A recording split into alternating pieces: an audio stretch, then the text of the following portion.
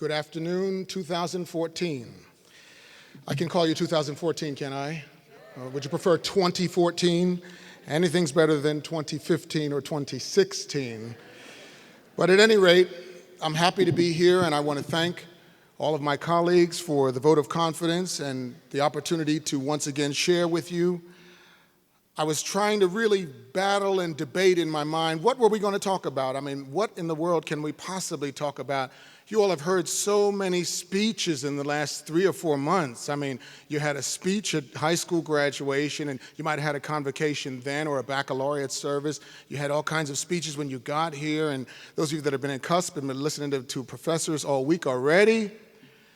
But I decided that I would talk to you about something that you're going to hear an awful lot about over the next 4, 5, 6 or so years. I want to talk to you about information, and I want to talk to you about inspiration. You see, those are two different things. Sometimes we get them mixed up, but I want to make sure that we have a clear understanding that there's clearly a difference between the two, information and inspiration. Let's talk about information first. First thing we need to understand, what is information? According to Merriam-Webster's New Collegiate Dictionary, 11th edition, information is the communication or reception of knowledge or intelligence. So information is what we get all the time. Information is on Facebook, for those of you that have ever checked that out. Information is on the television, information is on the computer, and now that you're here at IUP, information will be in your classrooms, whether it's history of the modern era, whether it's micro-based computer literacy, whether it's math 105, whether it's biology, you name it, information is there.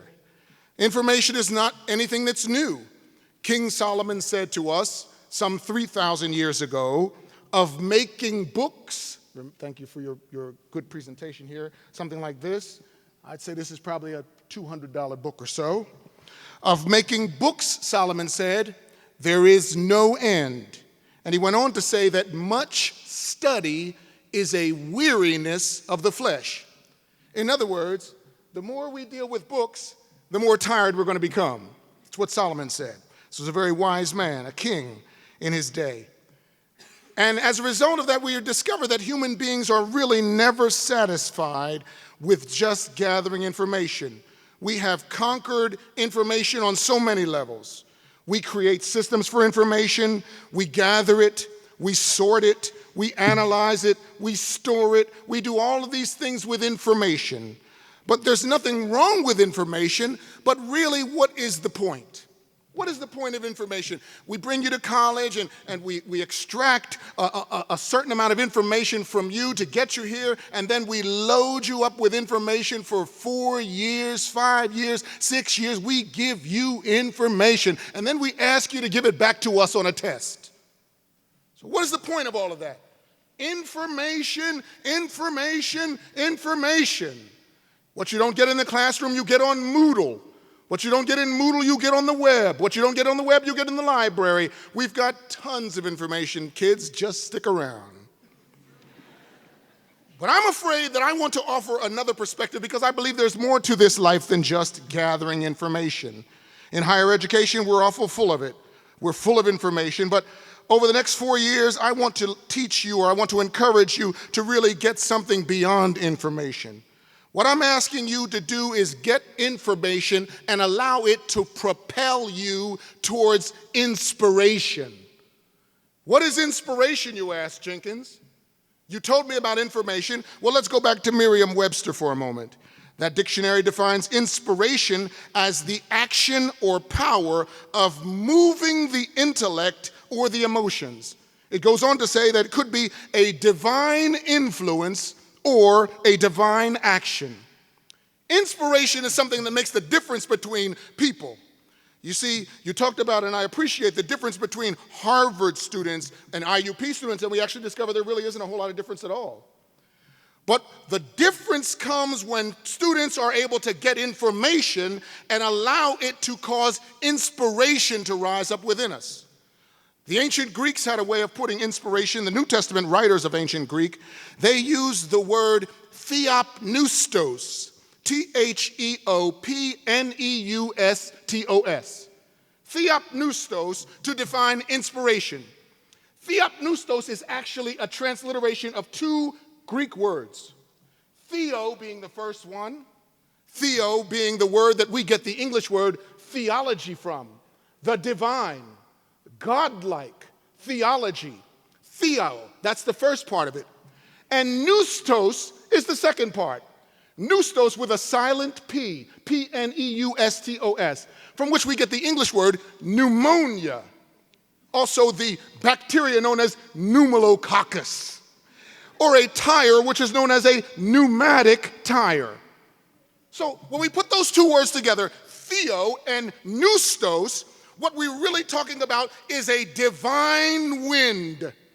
The pneumonia is an infection that occurs in the lungs.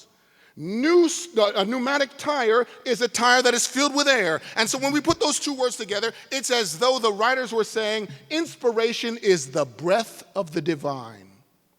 It's something more than what you can get in a classroom. I believe that we should all do our best in the classroom, but we need to do something beyond that.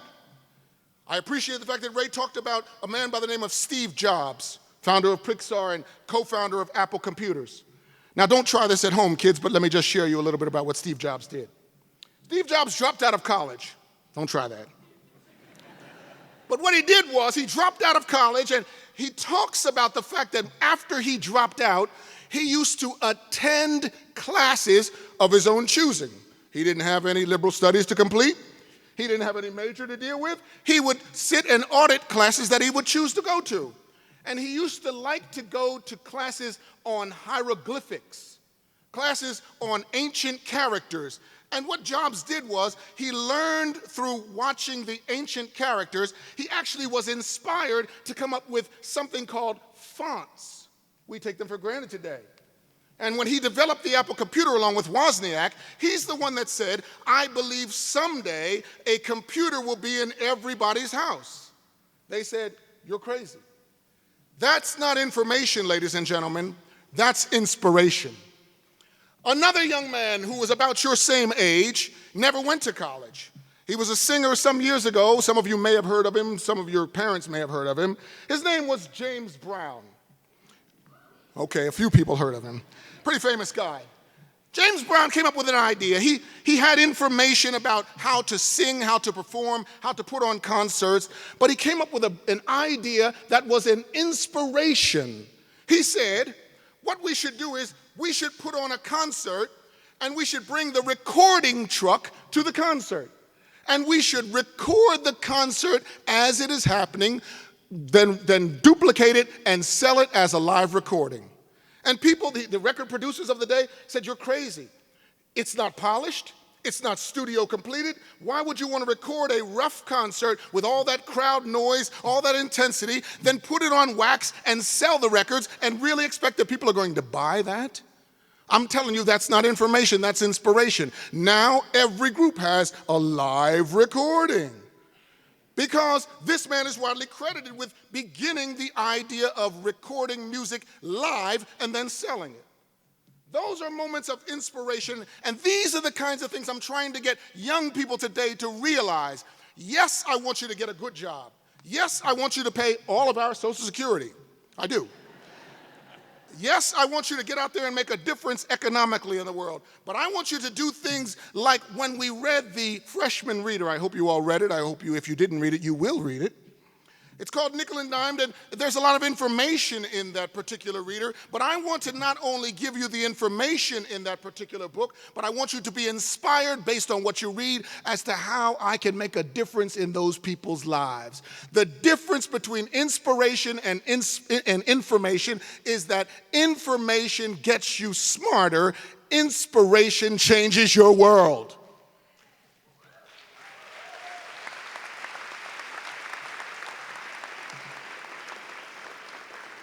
And so I appreciate the fact that we are all going to try to make you smarter in the next 4 years, 2014. I appreciate that. But I will be absolutely thrilled if you can get a hold of that divine breath, something great inside that causes you to think outside the box. Steve Jobs, James Brown, somewhere between the ages of 18 and 24 when they came up with these great discoveries. Sounds like a group of people in this room. You all have the ability to change our environment.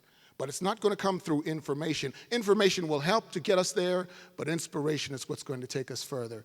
2014, I dare you to be inspired. I dare you to think outside the box. I dare you to move from where you are into where we all want to go, and that's going to require information first, and then it's going to require inspiration. God bless you.